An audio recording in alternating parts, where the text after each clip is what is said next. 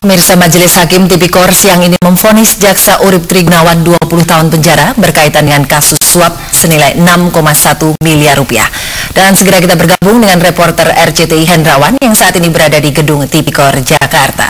Ya Hendrawan, apa catatan penting yang telah disiapkan, yang telah disampaikan Majelis Hakim dalam amar putusannya? Ya, jadi sebelumnya memang benar bahwa Majelis Hakim Tipikor telah memvonis Urip Trigunawan dengan pidana 20 tahun penjara dan denda 500 juta rupiah.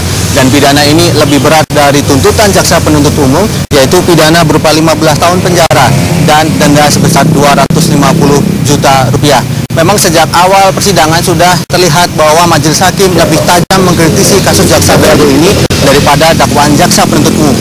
Salah satunya bahwa Majelis Hakim menilai Urip Trigunawan terbukti menerima suap dari Artalita Suryani sebesar 660.000 US dollar atau sekitar 6 miliar rupiah lebih terkait dengan penyelesaian kasus BLBI 2 PT BDNI dengan obligor Samsul Nur Salim. Dan sejak awal persidangan Urip Trigunawan menyatakan bahwa alasan perbengkelan berada di balik kasus ini ditolak mentah-mentah oleh Majelis Hakim. Majelis Hakim menyatakan bahwa tidak ada fakta hukum yang cukup dan kuat terhadap kasus ini.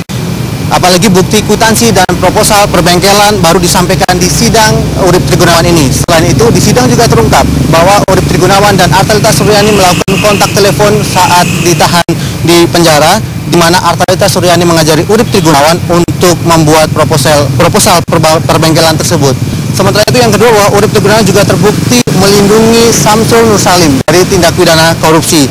Dan sejak awal Urip Trigunawan dinilai tidak berusaha untuk menemukan tindak pidana dalam kasus BLBI 2 ini, dan pemanggilan terhadap Samsul Nur Salim yang dilakukan oleh Kejaksaan Agung dinilai sebagai suatu tindakan rekayasa. Selain itu, sejak awal juga Urip juga terlihat tidak ingin memanggil Samsul Nur Salim, bahkan Samsul Nur Salim adalah satu-satunya saksi yang akhirnya tidak diperiksa Kejaksaan Agung dalam kasus BLBI 2 PT BDNI dengan obligor Samsul Nur Salim sendiri. Joyce.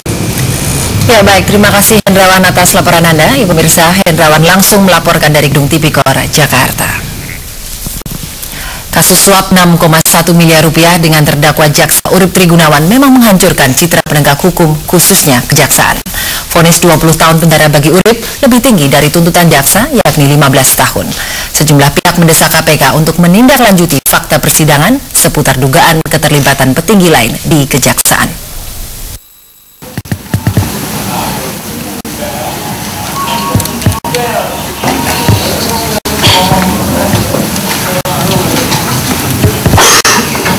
Bagaimana kehidupan mereka nanti? Anak kami Rahel umur 5 tahun, anak kami Satro 3 tahun, dan anak kami yang akan lahir.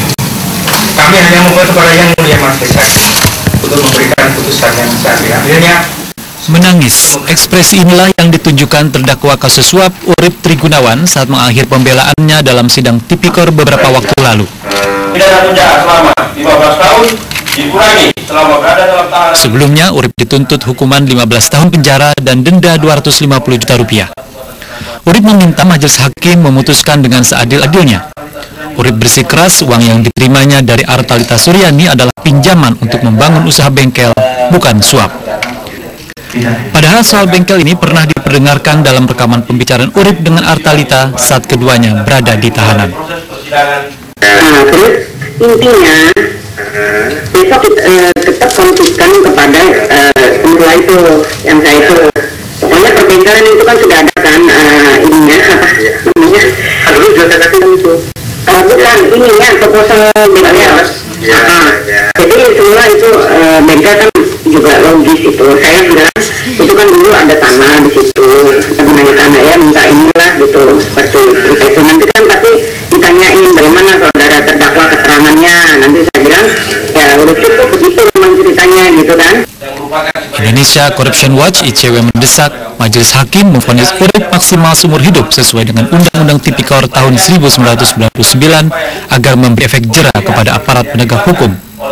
ICW juga mendesak KPK melanjutkan penyelidikan dugaan adanya indikasi keterlibatan petinggi di Kejaksaan Agung. Itu yang pertama. Dan yang kedua, Urip Trigunawan bukan pengambil kebijakan di Kejaksaan Agung, masih ada atasan di atas Urip Trigunawan, yaitu pada level Jaksa Agung Muda Pidana Khusus.